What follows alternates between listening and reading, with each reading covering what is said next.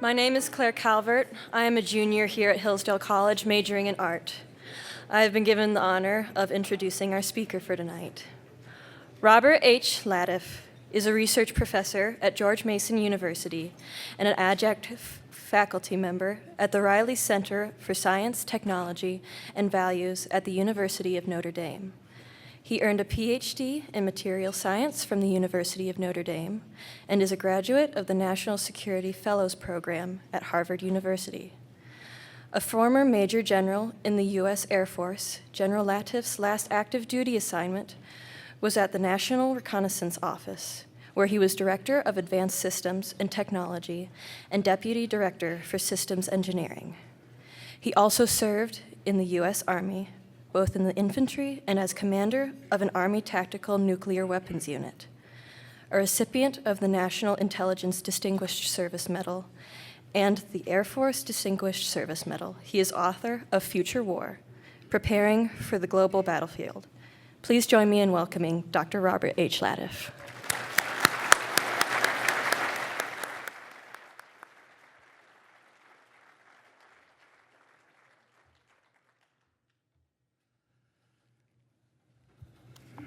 Well, let me just start off by thanking Hillsdale for inviting me to this. You really have a wonderful place here. It's marvelous.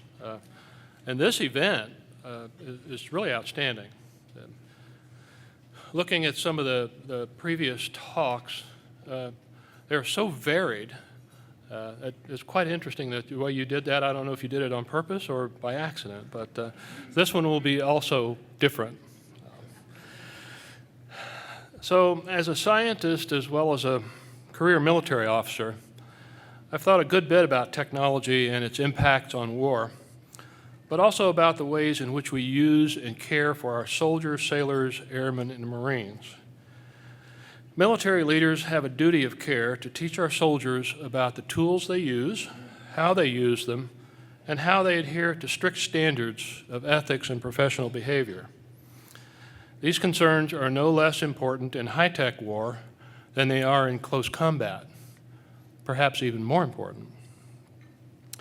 As a retired military officer with special interest in both technology and military ethics, I have a specific concern, and that is, as new weapons technologies make soldiering more lethal, our soldiers will find it more difficult than ever to behave ethically and abide by the long-established conventions regarding the rules of war. There are important ethical issues associated with our aggressive embrace of advanced technologies for warfighting, with the highly uncertain aspects of artificial intelligence, the pervasive use of cyber techniques for military purposes, and the impact of automation on military decision-making in command and control. As Richard Danzig, the former Secretary of the Navy, has said, the multinational reliance on ever-advancing technological capabilities is like loading increasing numbers of bullets into an increasing number of revolvers held to the head of humanity. Even if no one ever wants a gun to go off, discharges may occur.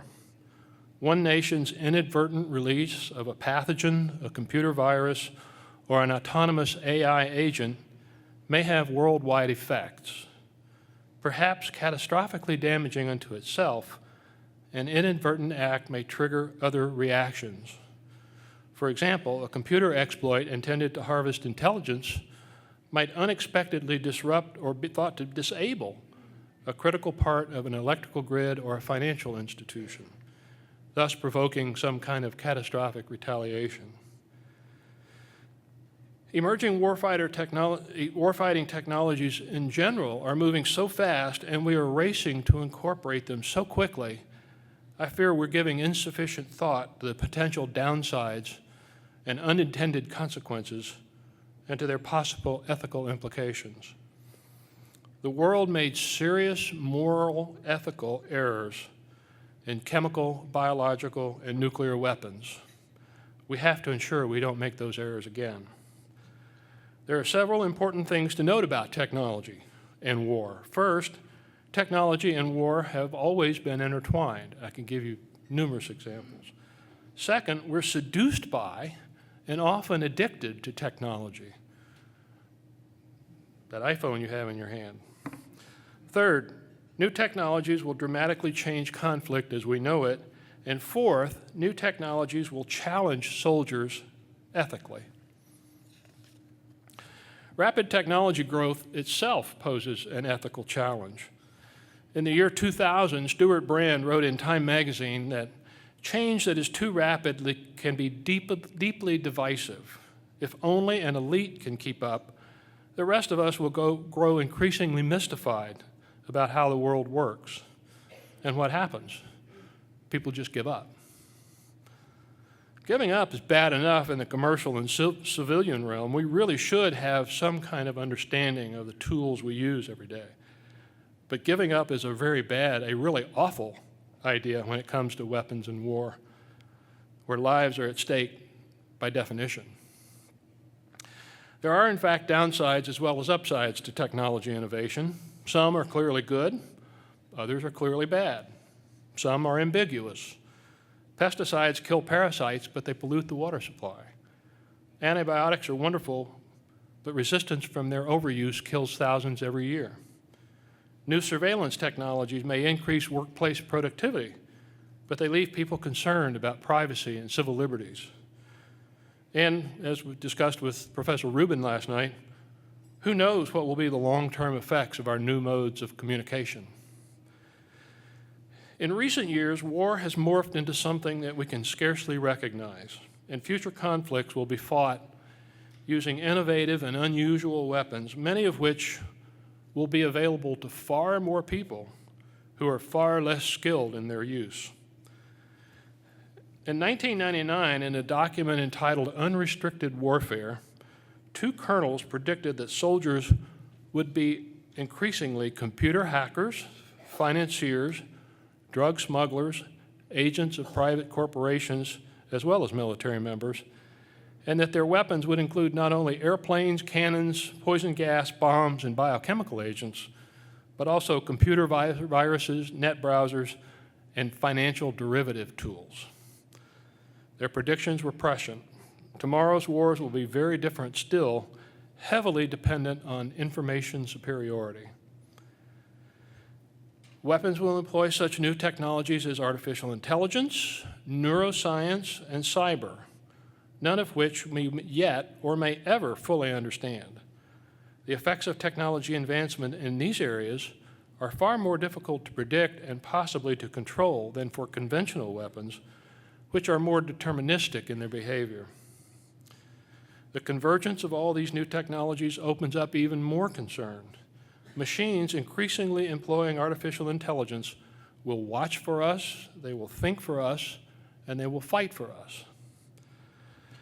Some of the myriad uses of artificial intelligence in the military include non-weapon purposes such as simulation and training, threat monitoring and situational awareness, information processing, battlefield healthcare, and logistics and transportation. These are tasks which are amenable to machine learning and will likely have large amounts of relatively stable data on which to rely. They seem to be tasks which could be done well by such systems and could be tested against years of experience. Think of how great it would be if soldiers wounded on the battlefield could benefit from decades of combat injury and treatment data. Better yet, if artificial intelligence systems could ensure that the troops never lacked for their necessary resources, or better still, if autonomous vehicles could replace human drivers in convoys so vulnerable to roadside bombs. On the weapons and combat side, important tasks such as target recognition, cyber warfare, and actual weapons are potential and problematic uses of AI. During the past administration, the DoD referred to its strategy for military superiority in terms of the third offset. Deputy Secretary of Defense described that strategy as including autonomous learning systems, human-machine collaborations, and network-enabled semi-autonomous technology, a mouthful. Currently, the DoD includes among its basic research interests quantum information science, we heard of that today, cognitive neuroscience, human behavior modeling, artificial intelligence, cyber warfare, command and control, space offense and defense, missile defense, and hypersonics. Hypersonic missiles and aircraft, which travel at speeds from 5 to 20 times the speed of sound, like high-powered lasers and computer attacks, will increasingly strain the capability of human operators to keep up. There will be very short timelines, creating greater dependence on machines and artificial intelligence for decision-making. We must ask ourselves if we are ready to cede this much control. Unmanned aerial, terrestrial, and naval systems with new, potentially autonomous and lethal capabilities are now being developed and have been developed and can be controlled by artificial intelligence. Robots and autonomous systems allow us to reduce the risk to our warfighters. That's good. But there are numerous and strong objections to giving autonomous systems lethal capability. Underlying many of the concerns are a skepticism that any computer program could satisfy ethical and legal principles, and a Kantian belief that it is categorically wrong to take the human moral agent out of a firing decision. Since 2012, DoD policy has been that the military will not employ completely autonomous lethal systems. However, notwithstanding the stated policy, the pressure to employ lethal autonomy will be great. While we may never make a deliberate decision to employ lethal autonomous systems, the decision will be one of omission, not commission, with our use of these systems happening slowly and incrementally as the speed and demands of combat increase. Other issues surrounding the research and potential employment of autonomous systems, especially lethal weapons, are complexity and unpredictability. These systems contain millions of lines of computer code, and computer programs, even AI programs, inevitably contain errors. Some of these may be fatal, both in a computer sense and in a real sense. Also, taking humans out of the decision process undermines the possibility of holding anyone accountable, a key element of military operations and military ethos. And what happens if non-rational actors get their hands on these systems? Because the speeds with which cyber war will be conducted, the difficulty of distinguishing between exploitation and attack is great, and dangerous misperceptions can result. Operations at computer speeds in such a complex sphere of battle taxes the capabilities of our highly trained cyber soldiers, not to mention the intellectual capabilities of our decision makers, such as they are. Again, in this domain, as with many weapon systems, artificial intelligence will play an outsized role. Many current AI systems are excellent for what they do, but they fail miserably. They're brittle when they are asked to do something else. Nevertheless, the growing power of more narrowly focused AI algorithms like Netflix and Amazon has sparked a wave of commercial interest. What an understatement. According to the Congressional Research Service, U.S. technology companies invested an estimated $20 to $30 billion in 2016, which will probably grow as high as $126 billion by 2025. DoD, whose needs for AI include all of those things I have just mentioned, is investing billions in AI. The Pentagon spent $2.5 billion in 2017 on artificial intelligence, and every military service is working to fund autonomous systems.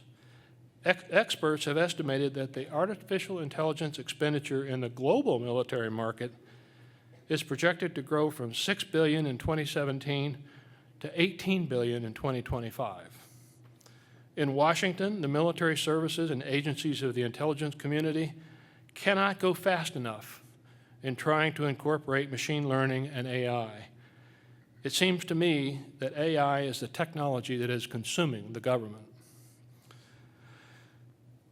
Although it has potential for significant military advantages, it may also have significant challenges. While the technology can facilitate autonomous operations, lead to more informed decision-making, and increase the speed and scale of military action, it is also unpredictable and vulnerable to unique forms of manipulation, anathema to military planners.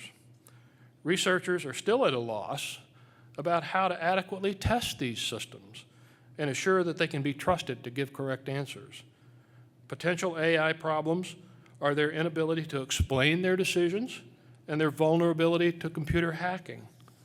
As for unpredictability, recent reporting on a Google DeepMind AI system designed to play a game wherein it collected items noted that as the system began losing, it developed an unexpected aggression, employing its laser weapons against its opponent.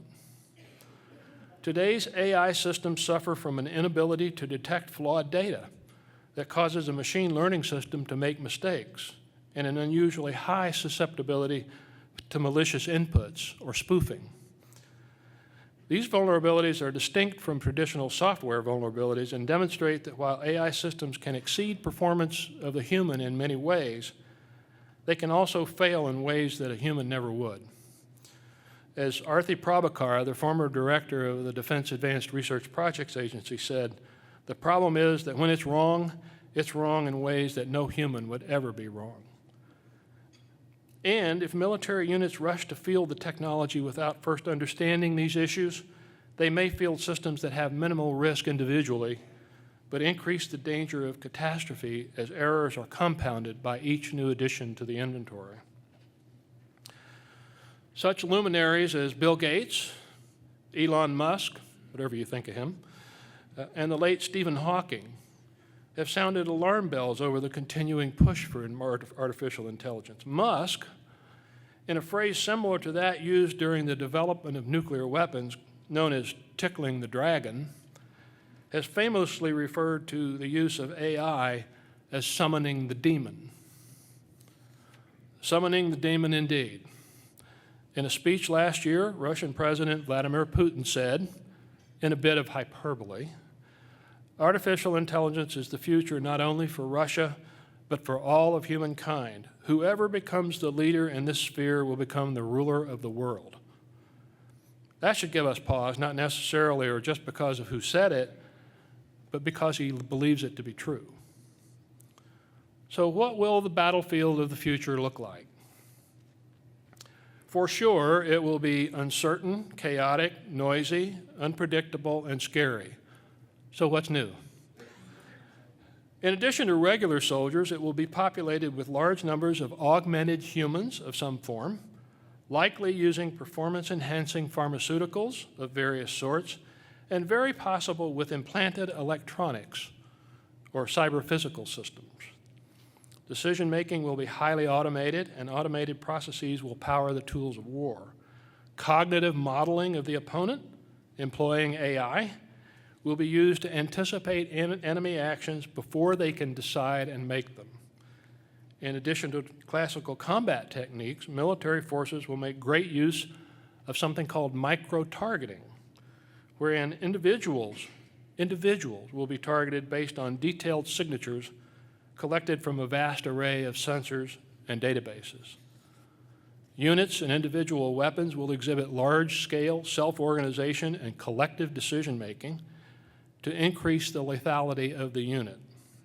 Robots will be ubiquitous, operating in teams with human beings and on their own, either singly or more likely in swarms. Dynamic hacking and spoofing will be rampant with intense information and psychological operations and the use of misinformation as a weapon, fake news on the battlefield. There will be a dense environment of electromagnetic signals for both communications, against communications, and possibly for anti-personnel purposes.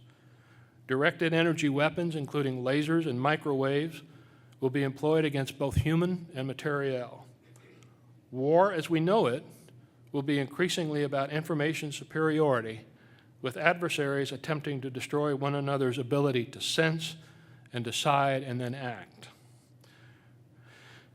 Recently, Dr. Alexander Kott, the U.S. Army's Chief of Network Science Division of the Army Research Laboratory, described the future battlefield electronic signal environment as primordial soup.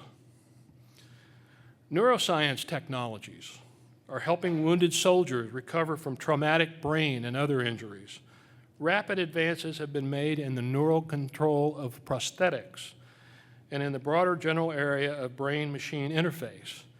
And research is going on into the use of chip implants to restore brain function. DARPA has shown that it is possible to download signals from some specific brain activity onto an implanted chip, and subsequently, if brain function is destroyed by some means, it can be restored by re-downloading the contents of the chip back into the brain.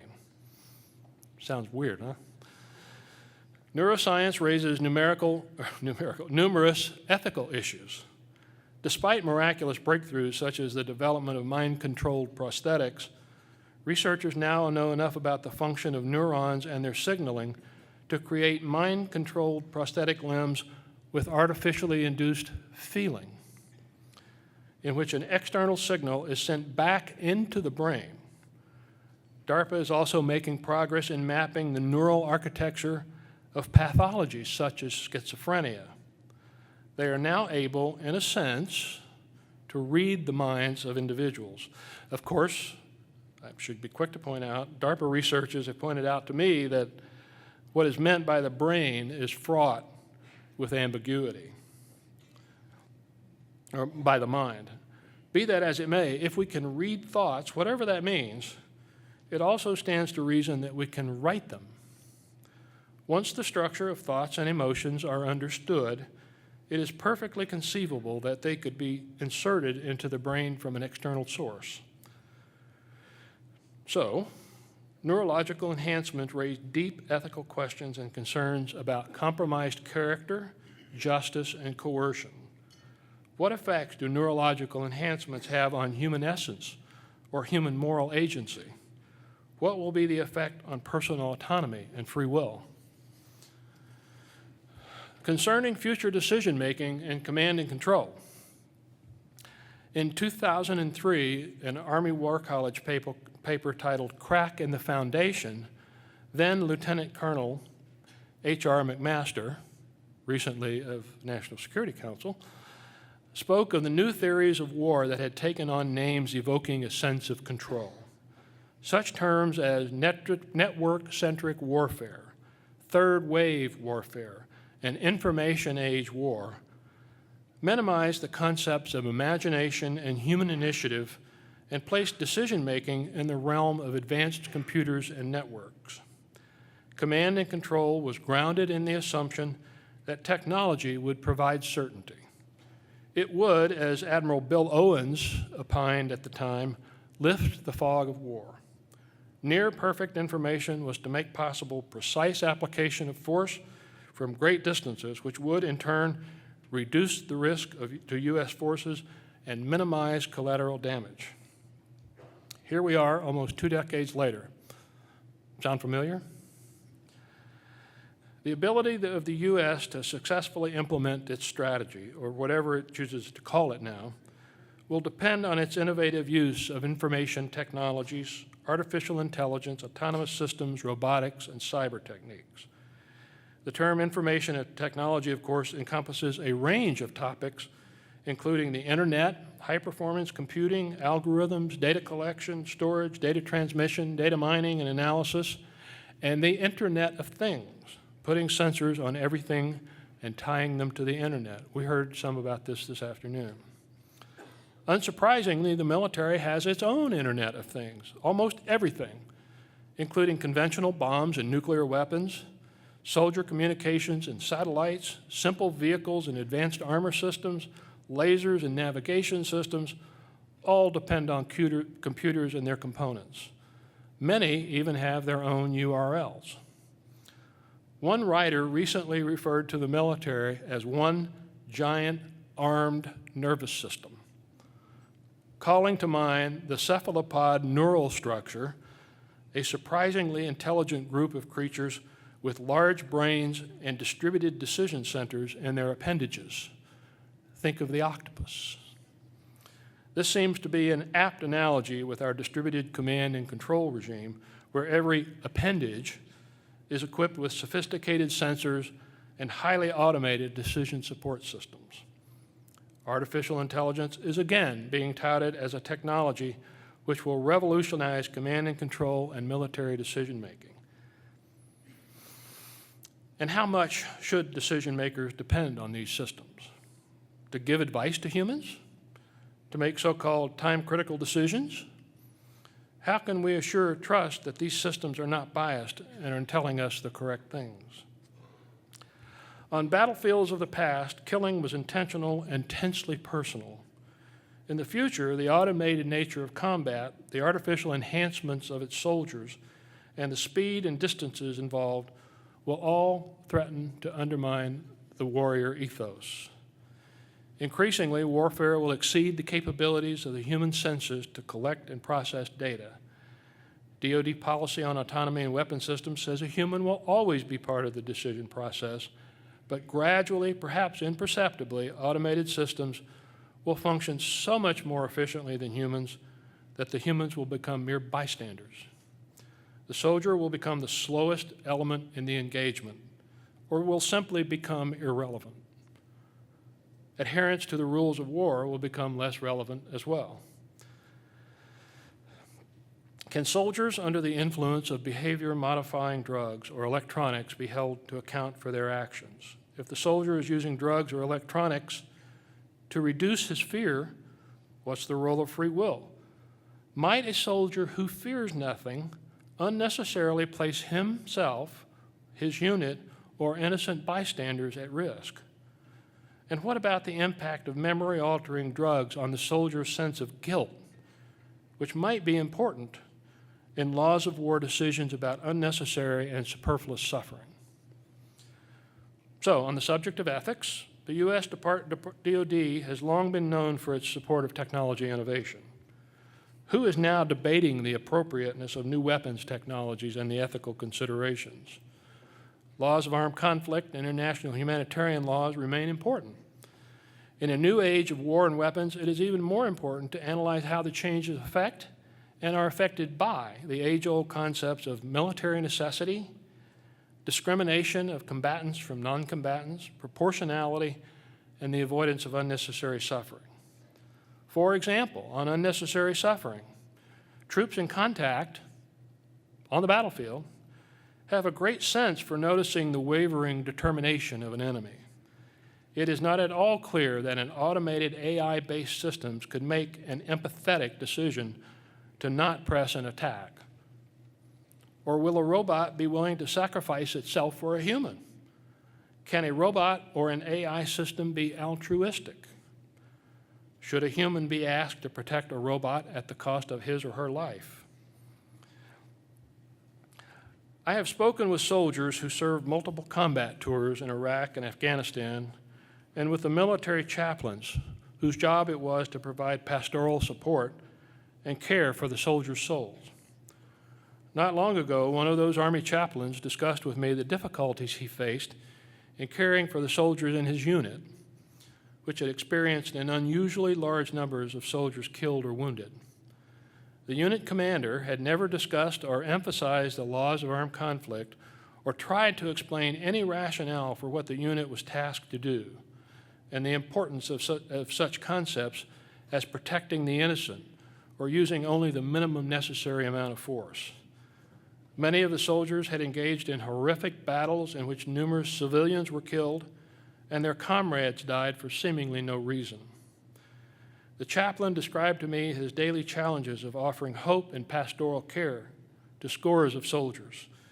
It was his strongly held belief that the teaching of concepts of just war theory in advance, with its recognition of the legitimacy of war and the emphasis on proper behavior, would serve first as a governor on unrestrained violence so often generated in combat, and second, to soften or mitigate the damage the war did to their souls. He also believed that morally neutral codes of being that ignore ethics and couch combat operations in more utilitarian terms exacerbate improper behavior and cause more moral injuries as well as frustrate their treatment. Popes have often cited a need for the Catholic Church, while hewing to its core values, to adapt to living in the present. The present is, and the future will be, very dangerous and violent. This is not merely a belief, folks, but a fact of life. Syria, Yemen, Boko Haram, Yazidis, Rohingyas, ISIS, Al-Qaeda, and scores of horrifically brutal groups and activities out there attest to the dangerous world in which millions of people live, maybe billions. Add to these the accelerating introduction of new technologies and the desire of many countries to gain ballistic missiles and nuclear weapons, and you have a toxic and volatile combination. In the face of such brutal realities, it is absolutely essential for religious leaders everywhere, of all denominations, to actively push the age-old concepts and moral traditions of restraint. Finally, on speed. The current national defense strategy focuses heavily on military power and specifically calls for large increases in investments in the technologies I've mentioned. The defense budget, now totaling almost $750 billion per year, calls for additional billions to be spent on artificial intelligence and autonomy. Many of the senior people in DoD and Congress demand U.S. superiority in artificial intelligence and don't have a clue what it is or what it can do. They only know we need some of it. They are mostly silent on any discussion of the broader implications of its use. The danger is now more than ever, because of the speed of technology development, that we tend to rush into the use of technologies. The 20th century theologian Reinhold Niebuhr, in his 1952 work, The Irony of American History, said that American military power created the temptation to become impatient and defiant in the slow and sometimes contradictory processes of history.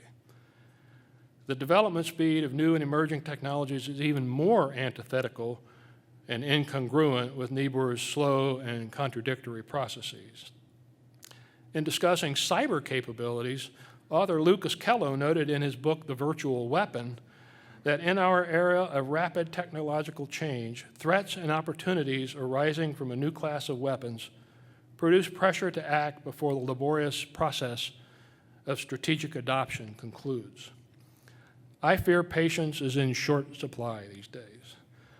One of my colleagues, a former CIA operative, spy, discussing the change in our collective national security behavior and the behavior of his former organization, has said that since the events of September the 11th, 2001, reason and balance have become orphans. In 1968, the Foreign Policy Association in New York sponsored a conference asking the attendees to gaze 50 years into the future. As one might expect, the conferees got some things right and quite a few things wrong. But one attendee was unfortunately probably the most correct when he said, "It is much too optimistic to assume that the technologies we provide to governments would entail their ability to use them wisely." He noted correctly that applying technologies, like all human efforts, bears bittersweet fruits. Sadly, I do not see any appetite among the nations of the world or within our own government for slowing down the rush to new technologies or war, or even considering limitations on their proliferation. Some of you may know that 45 years ago, scientists from around the world meeting at Asilomar in California agreed to a voluntary moratorium on some types of recombinant DNA research.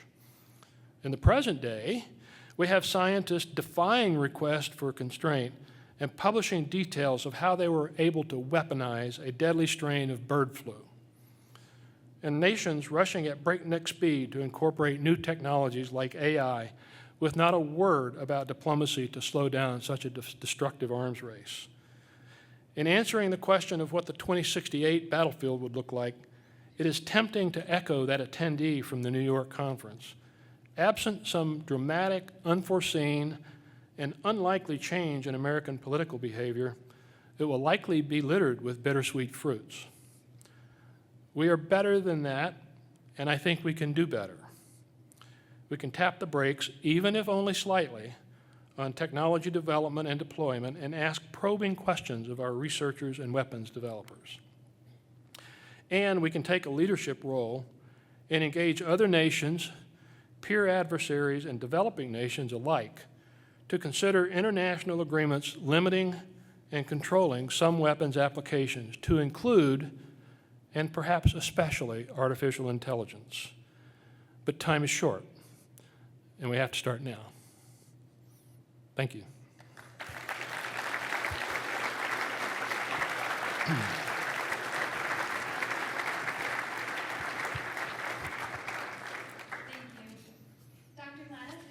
Signed copies of his book, Future War, Preparing for the New Global Battlefield, immediately following the lecture. We now have time for a few questions. Please raise your hand and wait for a microphone to be brought to you.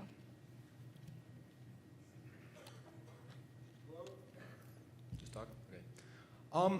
I was wondering if you're going to talk so much about all of the countries throughout the world getting this new technology and using it for war, and they're advancing really quickly, and it's going to make our current tech obsolete. Isn't there an imperative for us to at least research at the same clip so that we can defend our people, if not be able to fight them and win? That's a great question, thank you, and a question I get all the time. As you will notice, maybe, I hope I did say it, that I never said anything about not doing the research.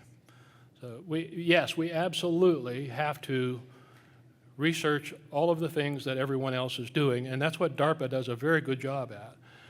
What I'm suggesting is that before we rush to put these things into weapons, we consider the implications of those things. And I suspect the next question will be, why should we be ethical if they're not ethical? But I won't go there. So. Hello, thank you for your talk. Listening to you discuss has made me think a lot about the situation between Lee and Grant in the Civil War, where you had Lee fighting the Gentleman's War, and you had Grant coming in with a Napoleonic understanding of war, which meant every war was the man's war. That's why we had things such as Sherman's March. And it made me wonder, as religious leaders, you said we need to call for restraint. What does restraint look like morally? Say someone is now fighting on a different playing field. How are we, say if we're taking Lee's stance, how are we supposed to respond to the Grant of AI? I'm not sure I understood the connection of AI with the question, but it was actually the question I was anticipating. Tell me if this is correct, but I don't think that our moral behavior and the moral behavior of our enemies have anything to do with one another at all. Our moral frameworks should be our moral frameworks. And if an enemy decides they want to engage in brutal and reprehensible behavior, it doesn't follow that we should engage in brutal and reprehensible behavior.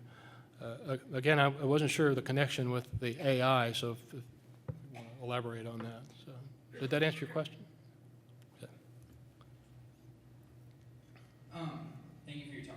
I think this is related to the two questions we had before, but I'm wondering how, in light of all the developments of machine learning and autonomous systems in warfare, how has military education changed in light of that? So for like new soldiers and new cadets, what are they learning in light of this?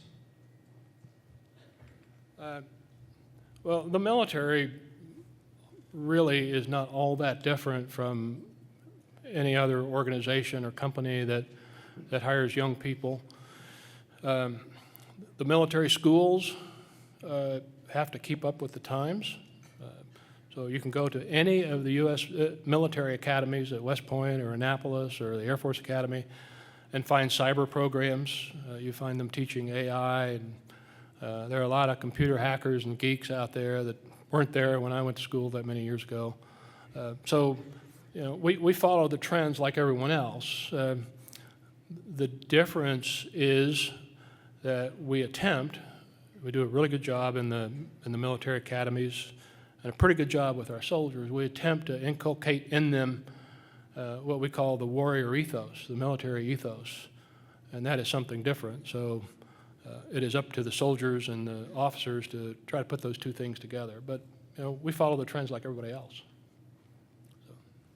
Dr. Latiff, thank you for your talk.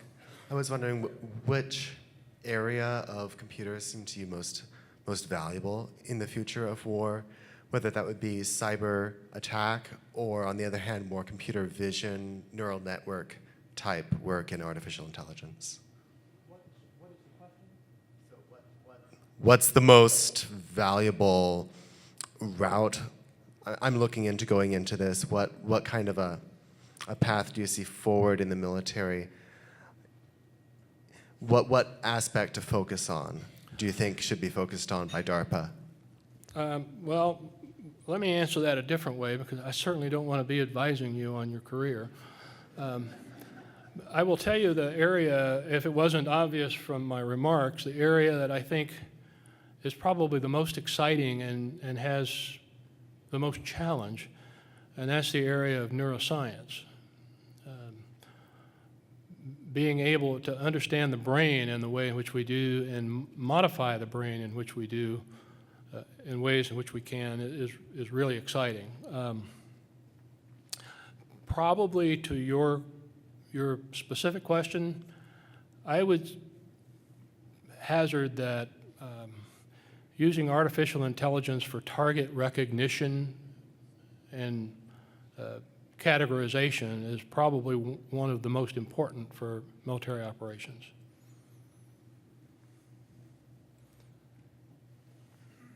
Thank you for a presentation that was as scary as I thought it might be. You said earlier in your presentation two words that stood out, and they were unintended consequences.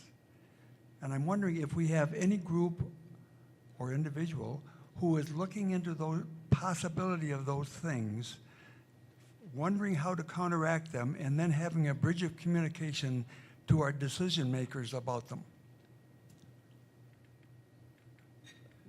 So it's a good question, and one of the reasons that I got involved in this topic several years ago teaching at Notre Dame was what I saw as a complete lack of that.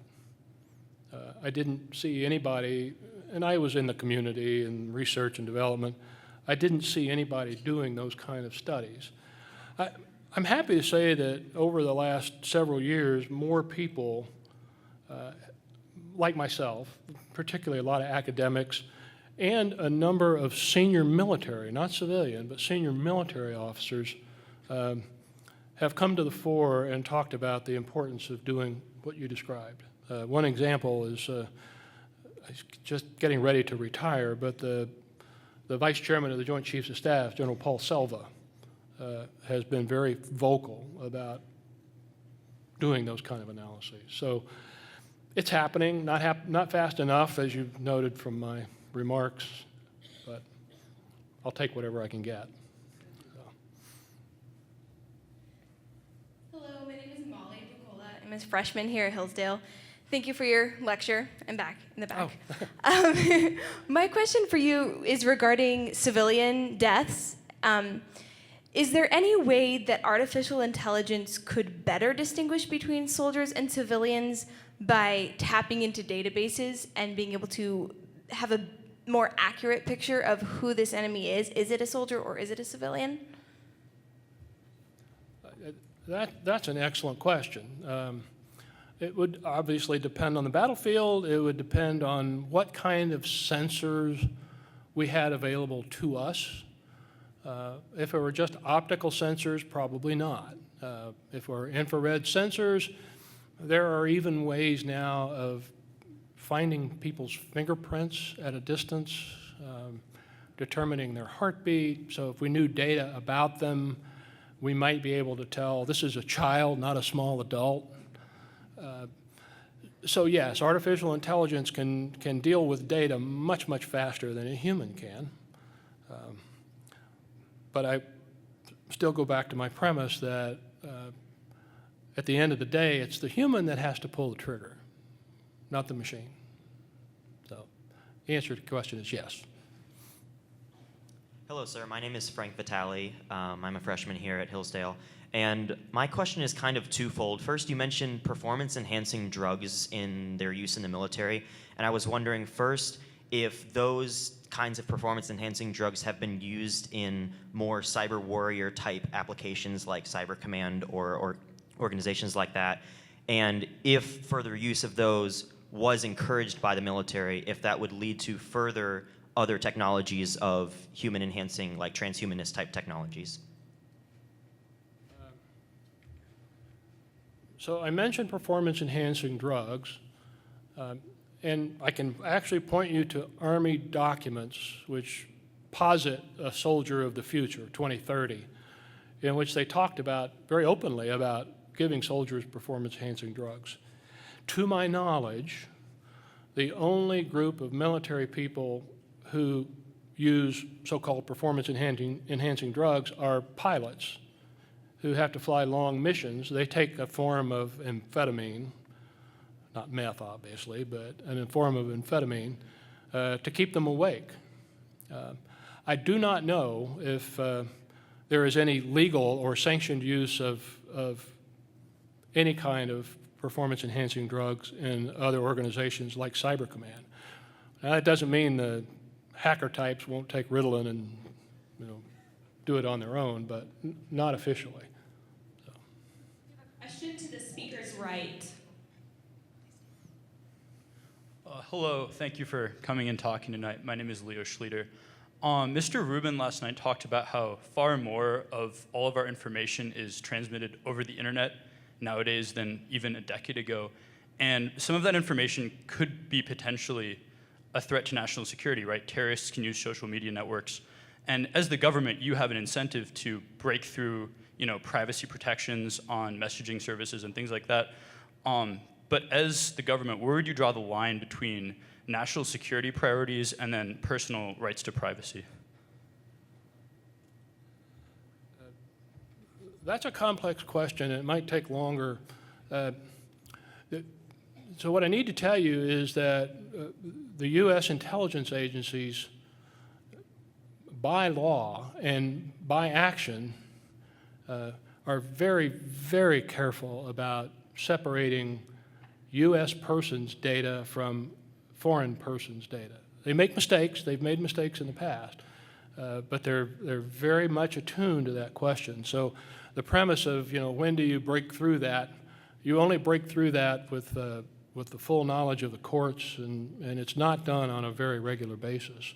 But to the earlier point about so much data being out there, yes, it is very dangerous. So anybody in here who ever had or will have a security clearance should know that the Chinese stole the entire database that was owned by the federal government of everybody who had security clearances. So they probably know more about me than I know more about me. So yeah, that's really important data, and we have only ourselves to blame. We have only ourselves to blame because we've known about these vulnerabilities for a long time and we haven't fixed them. Hi, thank you very much for your speech. I'm Brian, I'm a junior here at Hillsdale College. I was wondering, you mentioned that those who possess these innovations in artificial intelligence, computer programs, all of these new technological weapons are those that are going to rule the world. Do you think that as private corporations become better and better at developing these technologies, you mentioned Google made an artificial intelligence bot that basically weaponized itself. Do you think that the US government and the US military will sort of lose potentially their monopoly over these kinds of weapons, and that private companies will eventually become as dangerous and as much of a threat as another nation and kind of lead to a sort of anarchy within our own country? So let me just be clear. I didn't say it. Vladimir Putin said it. I kind of agree with him, but not quite. As far as the premise that companies are going to be taking over and the government's going to be ceding responsibility to private corporations, in many ways we've already done that. The U.S. government, and particularly the Defense Department, could not operate without its private industry. Even so far, at least in the Iraq War, they had civilians fighting. I think at the end of the day, decisions will always rest with the government, with the military. Now, how you police that is another question, but so I don't think that we will basically have mercenary forces fighting our wars for us. So.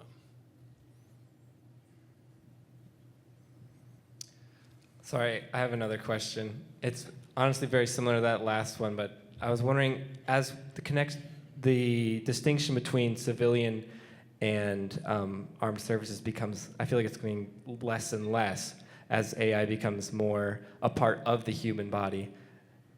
The distinction between civilian and soldier, how are we going to be able to tell that in the future? Or will there just be people? Will there not even be a distinction between army and civilian?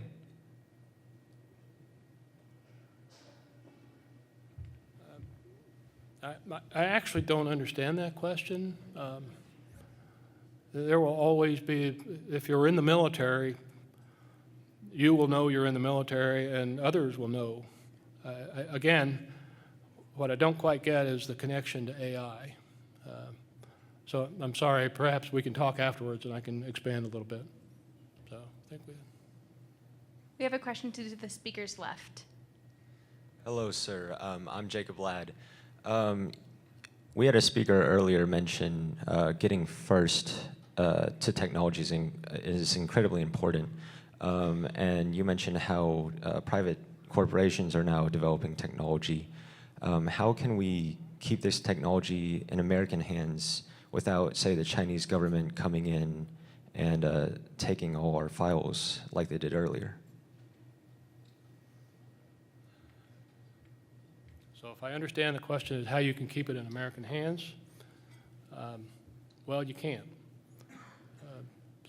To be fair, both Russia and China, particularly China, if they're not on par with us yet, they will be very soon. They're putting 10 to 20 times more, maybe 100 times more money into AI than we are. So we're rapidly falling behind. Russia, they don't quite have the budget, but they're very, very focused on confronting the U.S. and all of these technologies. So we're no longer, well, we still are, but we might not be ahead for very long. So keeping it out of the hand, and particularly, it's particularly important to understand that these are dual-use technologies. This is not like nuclear weapons, where you can only use a nuclear weapon for one thing. These are dual-use technologies. Companies, worldwide companies, global companies are selling this stuff all over the world. So keeping it out of anybody's hands. The only thing that I have recommended is that we take a very hard look at the application to warfare, to weapons, and then try our best to negotiate non-proliferation agreements. That would be the only way that I could think of to keep it out of the hands of some of those brutal groups that I mentioned. So. Hello, my name is Erin Reichert. I'm a sophomore here. I was wondering if you would consider the development of quantum computing capabilities to be important for U.S. cyber defenses, specifically in regards to the threat to encryption systems that quantum computing poses. The question is, do I consider it important? I consider it absolutely essential. And I think the talk today earlier did a really great job of describing why that is. But what gets lost a lot of the times in the discussion of quantum computing is that there are some really cool things that we can do with quantum physics besides just computing. So quantum sensing is one that the military will have a great use for. And so, yes and yes.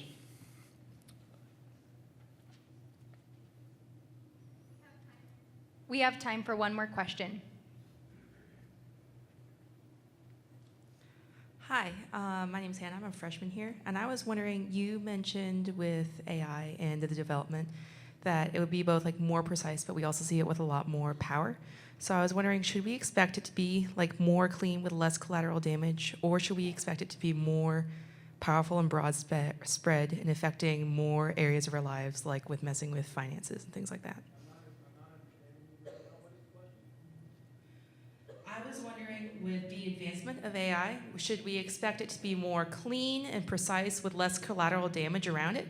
Or should we expect it to be more widespread and affecting different areas of our lives, like also going to messing with the financial market and stuff like that? I think there are two questions there. One is AI is going to clearly affect all areas of our life. So it will depend on the applications. In terms of collateral damage, let me take that question. I think AI will probably be extraordinarily helpful in limiting the amount of collateral damage when used in a proper way with weapons that have been fired intentionally by human beings.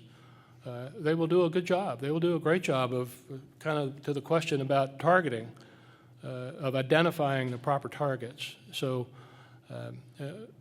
and our ability to reduce collateral damage, by the way, has greatly increased over time. Throughout time, we've done a really marvelous job. So yeah, I think it'll help a lot.